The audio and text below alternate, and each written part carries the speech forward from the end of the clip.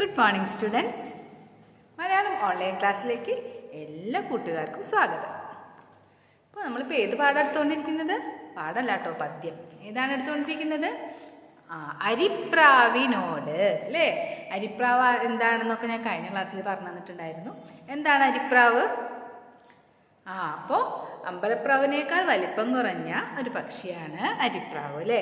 അരിമണി വിതറിയതുപോലെയുള്ള വെള്ളപ്പുള്ളികൾ ഉള്ളത് കൊണ്ടാണ് ഈ പ്രാവിനെ അരിപ്രാവ് എന്ന് വിളിക്കുന്നത്.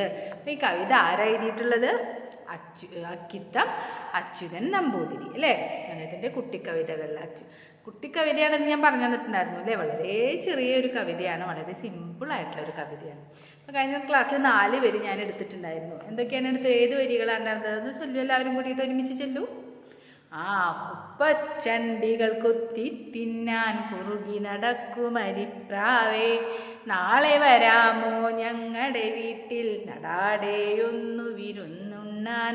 അപ്പം അതാരാണ് ഈ അരിപ്രാവിനോട് ഇങ്ങനെ പറയുന്നത്? നോക്കൂ, ഒരു കൊച്ചു പെൺകുട്ടിയെ പറയുന്നത് അല്ലേ? ഈ പെൺകുട്ടി എന്താ പറയുന്നത്? പ്രാവിനോട് എന്താ പറയുന്നത്?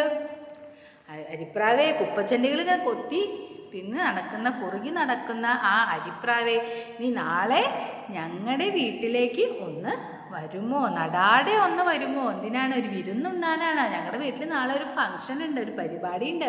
അപ്പം അതിന് നീ ഞങ്ങളുടെ വീട്ടിലേക്ക് വരുമോ? നമ്മുടെ വീട്ടിൽ എന്തെങ്കിലും പരിപാടികളും ഒക്കെ ഉണ്ടെങ്കിൽ നമ്മൾ എല്ലാവരും വിളിക്കൂല്ലേ, ക്ഷണിക്കില്ലേ? കല്യാണമാണെങ്കിലും ഒരു കുട്ടിയുടെ ചോറൂണാണെങ്കിലും അല്ലേ, എന്ത് ഫംഗ്ഷൻ ആണെങ്കിലും നമ്മൾ നമ്മുടെ ബന്ധുക്കളെയും അയൽവക്കത്തുള്ളവരൊക്കെ നമ്മൾ വിളിക്കും. അതുപോലെ തന്നെ ഈ കുട്ടിക്ക് വളരെ സന്തോഷമുള്ളൊരു പരിപാടിയാണ് ആ കുട്ടീനെ സംബന്ധിച്ചപ്പോൾ അത് ആ പ്രാവിനോട് ആ കുട്ടി പറയാണ്, നാളെ ഞങ്ങളുടെ വീട്ടിലേക്ക് വരുമോ? ഒരു പരിപാടി ഉണ്ട്, അതിന് വിരുന്നുണ്ണാൻ വരുമോ? വിരുന്നെന്ന് പറഞ്ഞാൽ എന്താ? വിരുന്നുണ്ണാൻ പറഞ്ഞാൽ നമ്മൾ വിരുന്നുകാർ എന്ന് പറഞ്ഞാൽ അതിഥികളാണ് അല്ലേ? എന്നാൽ വിശേഷപ്പെട്ട ഭക്ഷണ വസ്തുക്കളൊക്കെ നമ്മൾ ഉണ്ടാക്കും അതിഥികൾക്ക് വേണ്ടിയിട്ട് അല്ലേ?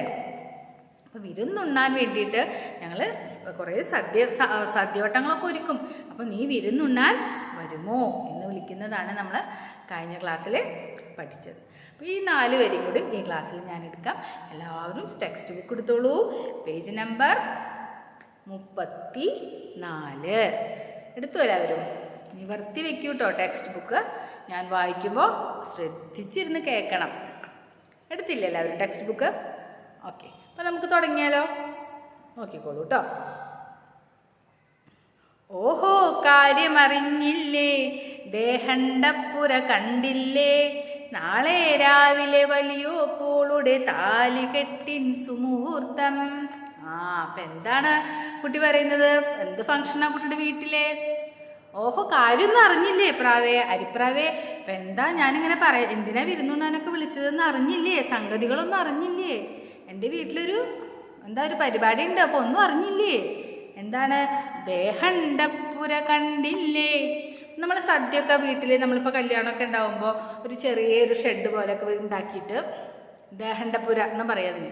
ദേഹണ്ടം എന്ന് പറഞ്ഞാൽ എന്താണ്? ദേഹണ്ടപ്പുര എന്നൊക്കെ പറഞ്ഞാൽ അടുക്കള എന്ന് പറയാം. നമ്മൾ സദ്യക്കൊക്കെ നമ്മുടെ വീട്ടിലത്തെ കിച്ചണിലല്ല, അടുക്കളയിലല്ല സദ്യവട്ടങ്ങളൊക്കെ ഒരുക്കുക. പുറത്ത് വീടിൻ്റെ മുറ്റത്തൊരു ഷെഡൊക്കെ കെട്ടിയിട്ട് അവിടെയാണ് നമ്മൾ സദ്യവട്ടങ്ങളൊക്കെ ഒരുക്കുക.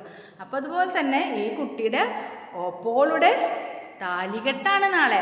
ഓപ്പോൾ എന്ന് പറഞ്ഞാൽ എന്താ? ഈ കുട്ടിയുടെ ചേച്ചി, മൂത്ത സഹോദരീനെയാണ് നമ്മൾ ഓപ്പോള് എന്ന് വിളിക്കുക. ഓപ്പ എന്ന് പറഞ്ഞാൽ മൂത്ത സഹോദരൻ, ഓപ്പോള് എന്ന് പറഞ്ഞാൽ മൂത്ത സഹോദരി. അപ്പോൾ കാര്യം അറിഞ്ഞോ? നാളെ എൻ്റെ വലിയോപ്പോളുടെ താലികെട്ടാണ്, എൻ്റെ ചേച്ചിയുടെ കല്യാണമാണ് നാളെ. ദേഹണ്ടപ്പുരൊക്കെ കണ്ടില്ലേ? ദേഹണ്ടപ്പുര എന്ന് പറഞ്ഞാൽ എന്താ? ഈ സദ്യയൊക്കെ നടത്തുന്ന ഈ താൽക്കാലികമായിട്ട് ഉണ്ടാക്കുന്ന ഒരു ഷെഡാണ്, അടുക്കള എന്ന് പറയാം. അടുക്കള എന്ന് മനസ്സിലാക്കിക്കോളൂ. അപ്പോൾ കണ്ടില്ലേ? ഇതൊക്കെ കണ്ടാൽ തന്നെ അറിയില്ലേ വീട്ടിലെന്തൊരു പരിപാടി ഉണ്ടെന്ന്? അപ്പോൾ ദേഹണ്ടപ്പുര കണ്ടില്ലേ? നാളെ എൻ്റെ വലിയപ്പോളുടെ എൻ്റെ ചേച്ചിയുടെ താലികെട്ടിൻ്റെ സമയമാണ്. നല്ല മുഹൂർത്തം എന്ന് പറഞ്ഞാൽ നല്ല നേരം, മുഹൂർത്തം എന്ന് പറഞ്ഞാൽ നല്ല നേരം എന്നൊക്കെയാണ്. താലികെട്ടാണ്, നാളെ എൻ്റെ ചേച്ചിയുടെ കല്യാണമാണ്.